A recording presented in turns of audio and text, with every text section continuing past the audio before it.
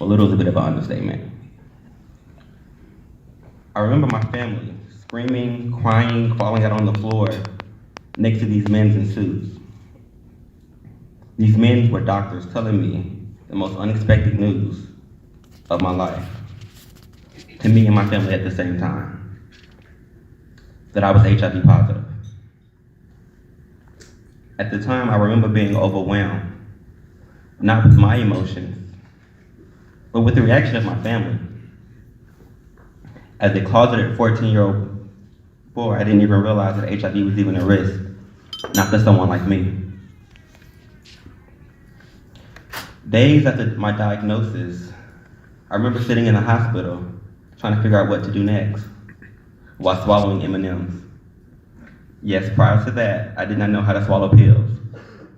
So the nurse had me swallowing M&Ms for practice in preparation for my lifetime of medications. But what sticks out the most in that hospital was this quirky girl coming to my room, talking to me. Her name was Chelsea.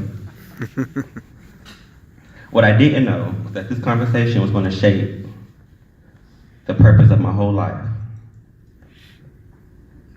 She was a part of an organization dedicated to help people living with HIV, people like me. Chelsea was also living with HIV. She shared with me her story and her journey thus far.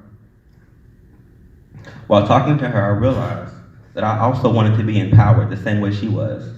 I wanted to be that pillar of hope. I was just unsure how.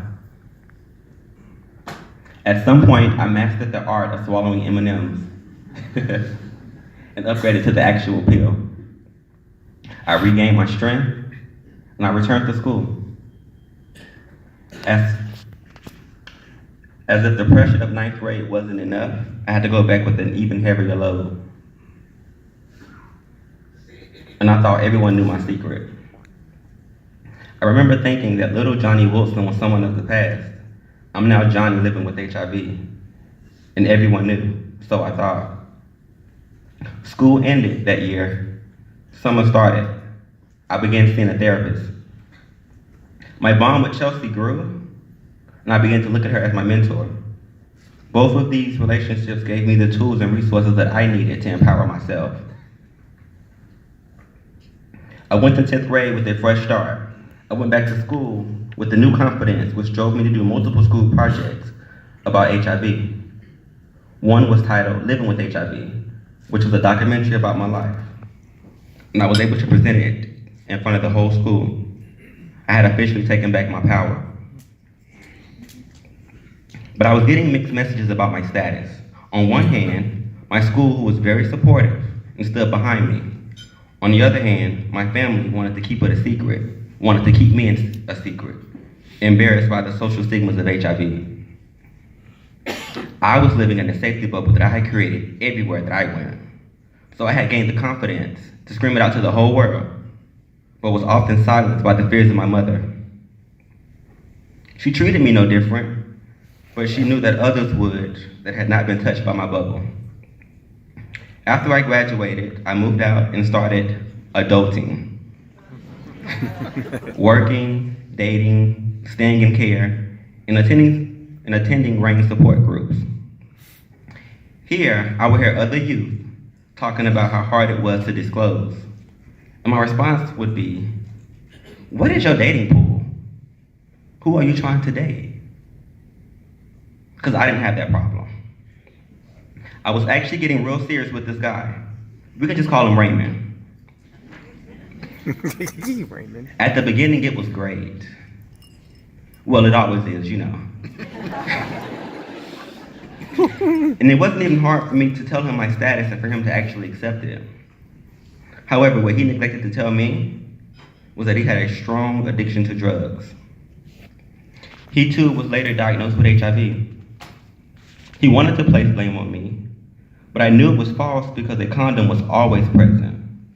Not just because I was HIV positive, but because he would have unsafe sex practices with others while on drugs. This relationship was becoming very toxic. But I wanted to stick by him and be his backbone, not realizing that I was losing myself in the process. Although we had not fallen out of love 3 years, I knew the relationship had to be over. What I didn't know was how long it was going to take me to heal. I was hurt so bad I pulled back from everything, even my HIV care. Can you believe that this pain had more of a negative impact than my HIV diagnosis?